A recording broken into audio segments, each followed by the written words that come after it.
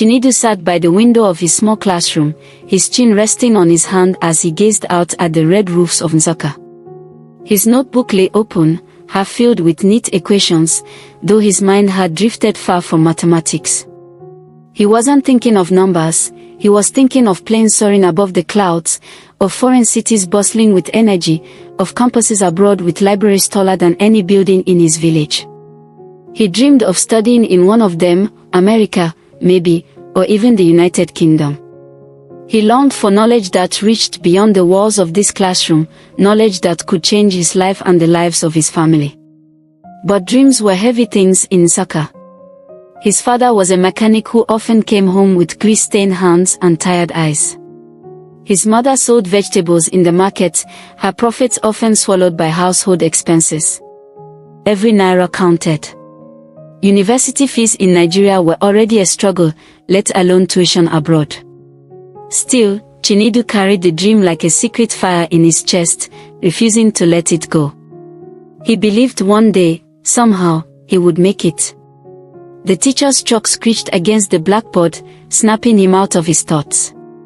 "Chinedu, what is the answer to this problem?" she asked, her eyes sharp but not unkind. He stood, clearing his throat nervously, and solved it quickly.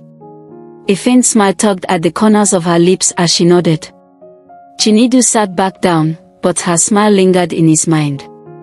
Perhaps she had seen the fire he carried, the same fire that kept him awake at night, scribbling dreams into the margins of his notebooks. That evening, Chinedu walked home through dusty roads, passing children playing football with a tattered ball. His younger sister ran up to him, hugging his waist. "Mama says come quickly. She cooked okra soup today." He smiled, ruffling her hair, but his mind was still in the skies, still in the cities he had never seen. He whispered under his breath as he entered their small home, "I will get there. I don't know how, but I will get there." The next morning, Chinedu woke up before dawn to fetch water from the village stream. The air was crisp, carrying the earthy scent of wet soil. With a metal bucket balanced on his head, he made his way back, his bare feet pressing into the cool ground. Along the way, he thought of the scholarship adverts he had seen pinned on the school notice board, programs in Lagos, Abuja, even overseas. He had always stopped to read them, even though he knew the application fees alone were more than his family could afford. In class that day, his teacher, Mrs. Okafor, watched him carefully.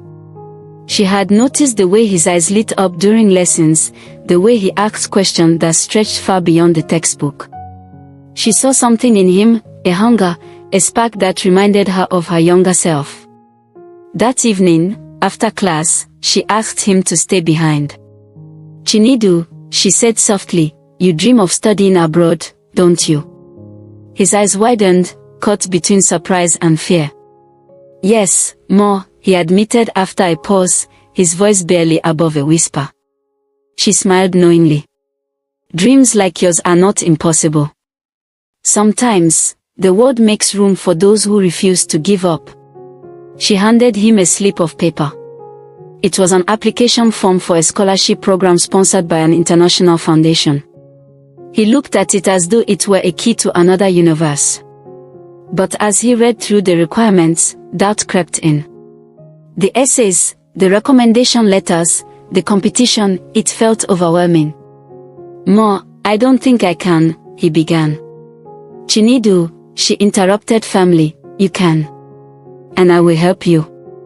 That night, lying on his raffia mat, he held the form close to his chest, staring into the darkness. For the first time, his dream no longer felt like a distant star. It felt like something he could reach, if only he dared to stretch far enough.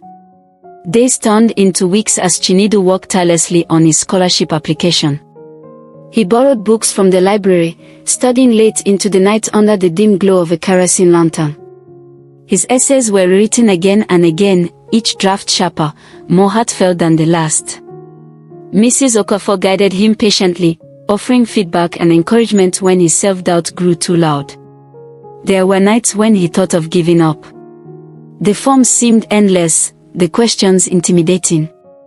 His friends teased him, saying he was wasting his time. "Do you think Oyabo people would just carry you abroad like that?" They laughed. But Chinedu pressed on, holding tightly to the vision in his heart. At home, his parents noticed his determination. His father, though skeptical, never stopped him. One evening, after a long day at the mechanic shop, he placed a rough, grease-stained hand on Chinedu's shoulder. "Son, I don't know how these things work," he admitted, "but I see the fire in your eyes. Don't let anyone put it out." The deadline approached. On the final day, Chinedu walked with trembling hands to the post office, his application sealed in a brown envelope. He handed it to the clerk as though it were a piece of his soul. As the envelope disappeared behind the counter, a strange calm washed over him. He had done all he could. The rest was no longer in his hands. For weeks afterward, life returned to its rhythm. He attended classes, helped his mother at the market, fetched water, and studied. But in the quiet of night, lying awake on his mat, he wondered if somewhere far away, a stranger was reading his words and deciding his future. Weeks turned into months, and the weight of waiting pressed heavily on Chinedu's shoulders. He carried on with school, often burying himself in books, but a silent question followed him everywhere: would the scholarship ever come? His classmates teased him, calling him Professor Abroad, while others ignored him altogether. He didn't mind. Inside, he gathered his hope carefully, like an ember in the wind. One hot afternoon, as he returned from the stream with a bucket of water balanced on his head, his mother called from the veranda. "Chinedu, there's a letter for you." His heart pounded as he dropped the bucket and rushed forward, water slushing onto his legs. His fingers trembled as he tore open the brown envelope stamped with foreign insignia. The words blurred as his eyes filled with tears. "Congratulations, you have been selected." He could barely breathe. His mother, not understanding, grabbed the paper. "What is it?" she demanded. Chinedu laughed, cried, and embraced her all at once. "Mama, I got it. I got the scholarship." News spread quickly through the village. Neighbors gathered, some clapping him on the back, others shaking their heads in disbelief. His father stood silently at first, then pulled him into a rare hug. "I am proud of you, son," he whispered, his voice thick with emotion. But even as joy surged through him, reality soon followed. He needed travel documents, passport fees, and money for basic necessities. The scholarship covered tuition, but not the journey itself. His parents' faces fell as they realized the cost ahead. Yet Chinedu refused to let despair creep in. He took on small jobs, tutoring younger students, running errands, even helping his father at the mechanic shop. Every coin saved brought him closer to the airplane he had always dreamed of. Mrs. Okafor, true to her word, continued to support him. She reached out to colleagues, church members, and even organized a small fundraiser in the community. Slowly, bit by bit, the money came together. People gave what they could, 500 naira here, 1,000 there. To Chinedu, each contribution was not just money, it was belief in his dream. Finally, the day came when he boarded a bus to Abuja for his visa interview. He wore his best shirt, ironed carefully the night before. The embassy building loomed tall, intimidating, but he walked in with his head high. Hours later, when the officer handed him his passport stamped with a visa, he felt as though the entire world had cracked open before him. The weeks before his departure felt like a whirlwind. The community rallied around him, and though some people whispered jealousy, most were proud to see one of their own stepping into the wider world. His mother packed food and herbs, insisting he take a piece of home with him. His father, usually stoic, sat him down one night and spoke with uncharacteristic vulnerability. "Son, remember who you are. No matter where you go, never forget this soil you came from." On the day of his flight, the entire village seemed to escort him to the bus park. Women all related, children danced, and old men clapped him on the back. The journey to Lagos was long, but anticipation carried him through every bump in the road.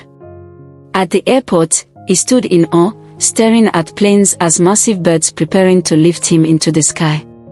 Boarding the aircraft, he pressed his forehead to the window as Nigeria shrunk beneath him, his heart pounding with fear and excitement. When he landed in Europe, the air felt colder, sharper, as though the land itself was foreign. Everything dazzled him: the sleek trains, the tall glass buildings, the people hurrying past in coats and scarves. His first days were difficult, navigating a strange city, missing home-cooked meals, struggling with accents. But he held on, determined to prove that the scholarship committee had not made a mistake. University life opened new worlds. He met students from dozens of countries, each with their own stories, and realized that though his village was small, his dreams were not. He studied with relentless focus, staying late in the library, building friendships with those who respected his grit. Yet in quiet moments, he thought of his mother's voice, of the stream where he once fetched water, of the teacher who had believed in him. Back in Nigeria, letters and calls from home reminded him of the sacrifices that had carried him here. He sent what little money he could save to help his parents and siblings. His successes in class made his professors take notice, and soon he was invited to research projects, seminars, and opportunities he had never imagined. But the road was not without struggles. There were days when loneliness clawed at him, when the weight of expectations threatened to crush his spirit. He remembered the village gossip, the fundraising efforts, the pride in his father's voice. Those memories steadied him. Each obstacle became fuel, each doubt a reason to push harder. Years passed, and his dedication bore fruit. He graduated with honors, earning not only a degree but recognition for his brilliance. Offers came from companies and institutions, eager to harness his skills. Yet Chinedu's heart remained tethered to home. He knew his education was not just for himself but for the countless children in his village who still carried water under the hot sun, dreaming of something more. When he returned to Nigeria, the welcome was overwhelming. The same villagers who had once doubted now celebrated him as proof of what determination could achieve. He didn't stop there. He began mentoring students, organizing workshops, and creating scholarship funds so others could follow in his footsteps. The boy who once stared at scholarship posters with longing had become the man who created opportunities for others. His journey was not just about escaping poverty but about transforming it into a ladder for others to climb. And as he stood before a classroom filled with eager faces, he realized that dreams, no matter how distant, could indeed become reality if one dared to hold on.